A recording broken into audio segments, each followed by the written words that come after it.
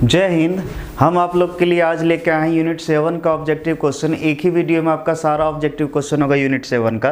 ध्यान से देखिएगा, ये आपके एग्जाम के लिए काफ़ी ज़्यादा इंपॉर्टेंट होगा। चलिए स्टार्ट करते हैं आज का क्वेश्चन।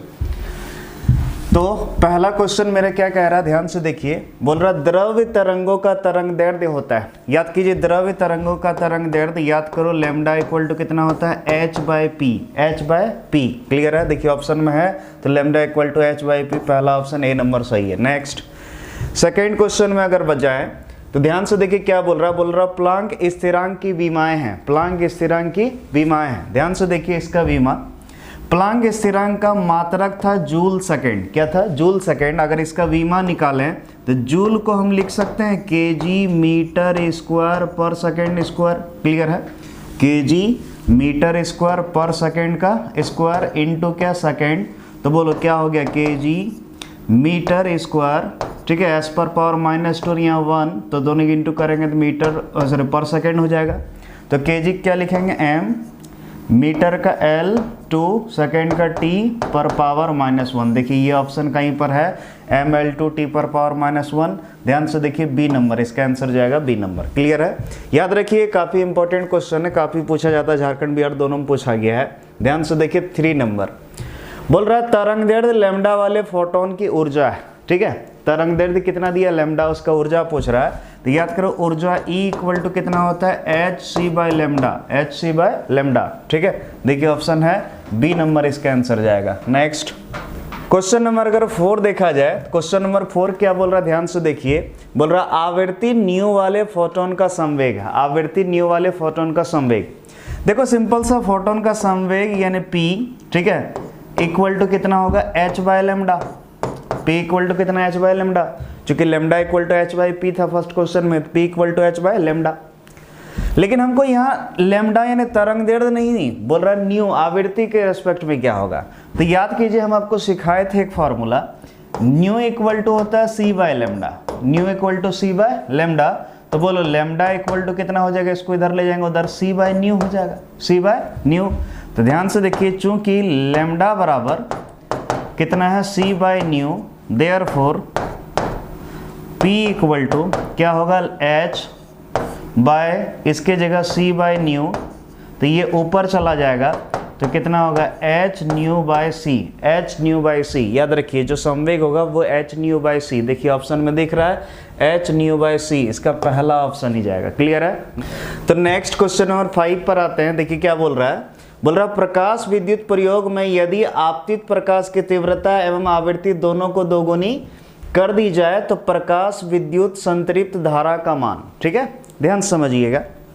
यहां पर बात कर रहा संतृप्त धारा यानी सैचुरेशन करंट, और सैचुरेशन करंट आवृत्ति पर निर्भर नहीं करता है। अगर याद हो इसका ग्राफ, ठीक है, अगर इसका ग्राफ याद हो, सिंपल सा हम पढ़ाए होंगे।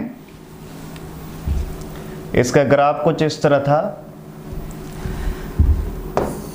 निरोधी विभव संतृप्त धारा का, ठीक है, ऐसा था कुछ इस तरह करके। याद करो आवृत्ति जो है, आवृत्ति पर इसका कोई प्रभाव नहीं पड़ता था। आवृत्ति का इस पर कोई प्रभाव नहीं पड़ता था। ये बिल्कुल आवृत्ति बढ़ाने घटाने संतृप्त धारा में कोई चेंजिंग नहीं होता था। ये मान लो ν1 आवृत्ति है तो ये ν2 आवृत्ति, ये चेंज करोगे लेकिन संतृप्त धारा का मान नहीं बदलता था। लेकिन हाँ, अगर तीव्रता बढ़ाएंगे तो इसका मान बढ़ेगा। तो यहाँ तीव्रता को कितना कर दिया, 2 गुना। आवृत्ति से यहाँ कोई मतलब नहीं, अगर तीव्रता 2 गुना कर दिया तो डेफिनेटली ये भी 2 गुना हो जाएगा। इसका आंसर जाएगा डी, 2 गुनी हो जाती है। क्लियर है। नेक्स्ट क्वेश्चन नंबर अगर 6 का बात करें तो बोल रहा है इलेक्ट्रॉन वोल्ट द्वारा मापी जाती है। इलेक्ट्रॉन वोल्ट, तो इलेक्ट्रॉन वोल्ट द्वारा हम लोग क्या नापते हैं बाबू, ऊर्जा। क्या नापते हैं, ऊर्जा है ऑप्शन में डी। इलेक्ट्रॉन वोल्ट से क्या नापते हैं, ऊर्जा। नेक्स्ट क्या बोल रहा है, ध्यान से देखिए। बोल रहा है किसी m द्रव्यमान तथा Q आवेश, यहाँ पर Q नहीं है, ठीक है, Q आवेश, किसी m द्रव्यमान तथा Q आवेश के कण को भी विभव द्वारा त्वरित किया जाता है तो कण की डी ब्रोगली तरंग दैर्ध्य होगी। कण का डी ब्रोगली तरंग दैर्ध्य यानी लैम्डा। तो लैम्डा इक्वल टू हम सिखाए थे h/√, ठीक है, 2 m e v। ई मतलब क्या, आवेश, ठीक है, इलेक्ट्रॉन लिए थे। लेकिन यहाँ पर आवेश कितना है, Q लिया गया, तो यहाँ पर सिर्फ क्या हो जाएगा, यहाँ mq भी हो जाएगा। क्लियर है, तो ये जाएगा ऑप्शन। देखिए है कहीं पर h/√2 mq भी, तो ये देखिए h/√2 qm भी, बात बराबर है। इसको पहले इसको फिर बाद में लिखा, कोई टेंशन नहीं, सी नंबर जाएगा हमारा ऑप्शन। क्लियर है। नेक्स्ट क्वेश्चन नंबर 8 क्या बोल रहा है, ध्यान से देखिए। बोल रहा है 10⁻14 हर्ट्ज आवृत्ति की 6.62 जूल विकर्ण ऊर्जा में फोटोन की संख्या होगी। फोटोन की संख्या, क्लियर है। तो हमसे फोटोन का संख्या पूछ रहा है, तो सिंपल से याद कीजिए, ऊर्जा का फॉर्मूला था E = h न्यू, ये फॉर्मूला था एक फोटोन का। तो 2 फोटोन होगा 2 × h न्यू, 3 फोटोन होगा 3 h न्यू। तो मान लो फोटोन का संख्या n है, तो कितना होगा n × h न्यू। तो हमको n पूछ रहा है, तो n = फोटोन का संख्या पूछ रहा है, n = कितना हो जाएगा E/h न्यू। क्लियर है। तो बोलो n = E मतलब क्या, ऊर्जा कितना दिया है, ऊर्जा कितना दिया है 6.62 जूल, तो इसका वैल्यू लो 6.62 बाय h का वैल्यू कितना होता है बाबू, h है प्लांक कांस्टेंट, इसका वैल्यू है 6.62 इंटू 10⁻⁻⁴ जूल इंटू न्यू आवृत्ति कितना दिया है 10⁻14 हर्ट्ज 10⁻14 हर्ट्ज। क्लियर है। अगर सॉल्व करें तो ये और ये तो कट गया, तो n = क्या बचा, ये तो ऊपर पूरा कट गया 1/10⁻34 बाय इंटू 10⁻14 है, 10⁻⁻20 आएगा।